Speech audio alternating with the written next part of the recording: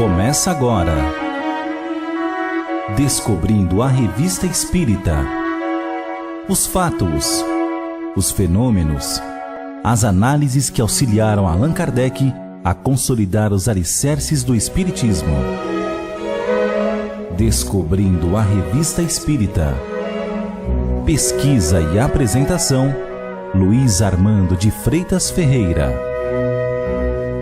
Pensamentos que cruzam insistentemente nossa mente, desviando-nos a atenção daquilo em que nos concentramos. Sensações de mal-estar ou medo sem explicações. Sintomas de problemas de saúde de origem desconhecida. Analisando os determinantes de um problema a ele apresentado, Allan Kardec, na edição da Revista Espírita de dezembro de 1862, oferece-nos, dentro da racionalidade que lhe era peculiar, importantes elementos para entendermos as situações propostas no início deste texto. Destacamos alguns trechos de seu estudo para refletirmos. Diz ele: o primeiro ponto que importa bem se compenetrar é da natureza dos espíritos do ponto de vista moral. Não sendo os espíritos senão as almas dos homens, e não sendo bons todos os homens, não é racional admitir-se que o espírito de um perverso de súbito se transforme. Do contrário, seria desnecessário a retificação na vida futura. A experiência confirma esta teoria, ou melhor, a teoria é fruto da experiência. Mostram-nos as relações com o mundo invisível, ao lado de espíritos sublimes de sabedoria e de conhecimento, outros ignóbeis ainda com todos os vícios e paixões da humanidade.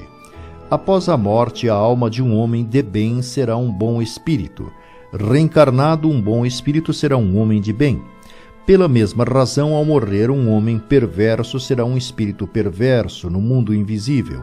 Assim, enquanto o espírito não se houver depurado ou experimentado o desejo de se melhorar, porque, entrando na via do progresso, pouco a pouco se despoja de seus maus instintos, eleva-se gradativamente na hierarquia dos espíritos até atingir a perfeição, acessível a todos, pois Deus não pode ter criado seres eternamente votados ao mal e à infelicidade.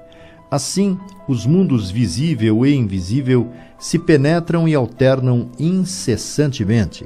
Se assim podemos dizer, alimentam-se mutuamente, ou, melhor dito, esses dois mundos na realidade constituem um só, em dois estados diferentes.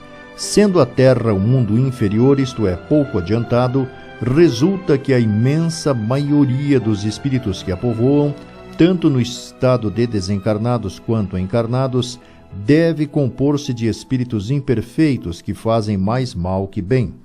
É, pois, necessário imaginar-se o mundo invisível como formando uma população inumerável, compacta, por assim dizer, envolvendo a Terra e se agitando no espaço.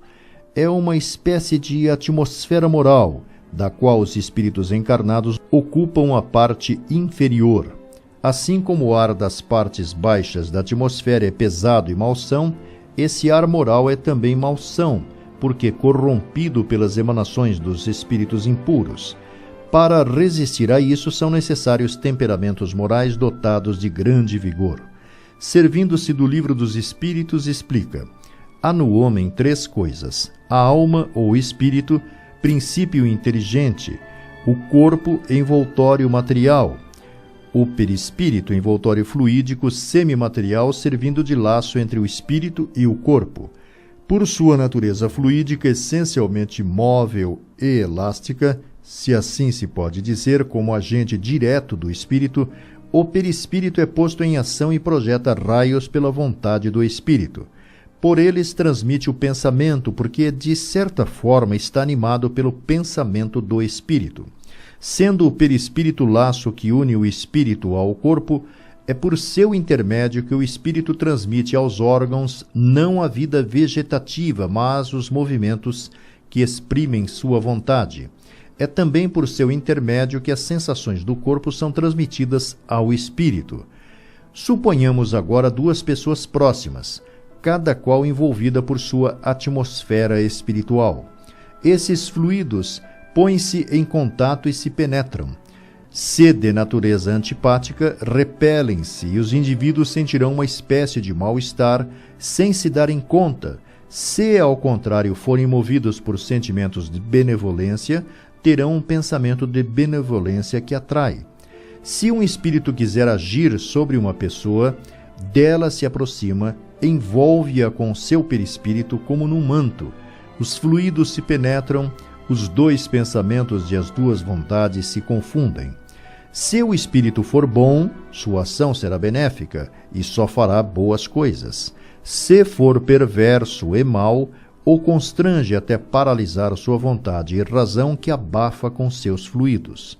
Fala-o pensar, falar e agir por ele, leva-o contra a vontade a atos extravagantes ou ridículos. Numa palavra, o magnetiza e o cataleptiza moralmente e o indivíduo se torna um instrumento cego de sua vontade. Tal é a causa da obsessão, da fascinação e da subjugação, geralmente chamada possessão, que se mostram em diferentes graus de intensidade.